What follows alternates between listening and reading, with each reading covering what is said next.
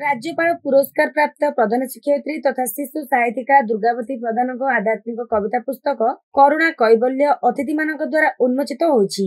आज शिक्षाश्री शिशु पाठागार पक्षर youth hostel सम्मेलन कक्ष में आयोजित एक सारस्वत समारोह में पुस्तकटी लोकार्पित होता। अवसर प्राप्त शिक्षक काशीनाथ महापात्र अध्यक्षतार अनुष्ठित यह उत्सव में वरिष्ठ साहित्यिक त्रिलोचन महापात्र मुख्य अतिथि, कवि शैलबाला महापात्र मुख्य वक्ता, श्रीपर्णार संपादक उमाकांत महापात्र सम्मानित अतिथि एवं शिशु साहित्यिक प्रशांत कुमार मंगराज समीक्षक रूपे योगदान करथिले। प्रारंभ में महेंद्र विषय उत्सव आभिमुख्य संपर्क में सूचना प्रदान करथिबा बेले अतिथि परिचय और स्वागत भाषण प्रदान करथिले विजय कुमार साहू। पुस्तकर रचयिता दुर्गावती प्रधान पुस्तक संपर्क में विशद विवरणी प्रदान करथिले। एही अवसर में कवि परशुराम पात्र, मोनालिसा षडंगी, दिलीप कुमार छाटोई, सिद्धेश्वर जेना, राजीनारायण महांती, प्रतिमा प्रधान, बसंत कुमार दलई को संबर्धित करा जायतिला। कंठशिल्पी प्रीतिशा महापात्र भक्ति संगीत परिवेशन करथिबा बेले प्रियाली प्रियासा परिडा, मौसुमी मिश्र, प्रियासा बारी कविता आवृत्ति करथिले। शेषरे धन्यवाद अर्पण करथिले कवि कृष्णा महापात्र, रेयांश छाटोई, साहनी छाटोई, तनुश्री छाटोई, विभुदत्त छाटोई, शुभाकांत छाटोई, लक्ष्मीप्रिया प्रधान, कविता मिश्र, लक्ष्मीधर माझी, रश्मि बेहेरा प्रमुख कार्यक्रम परिचालन में सहयोग करथिले।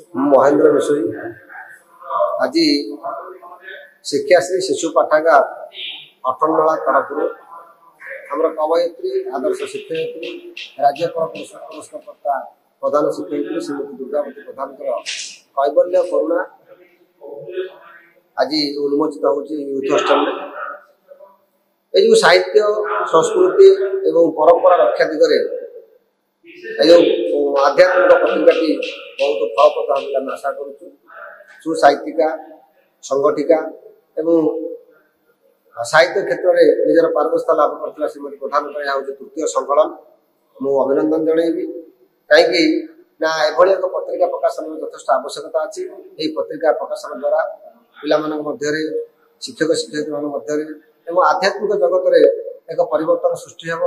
जो मैंने जगन्नाथ महाप्रभु जो भाव श्रीमंदिर जो ऐतिह्य परंपरा एवं भक्तिर जो कल्लड़ ता पत्रिका माध्यम सृष्टि हो मोर आशा विश्वास।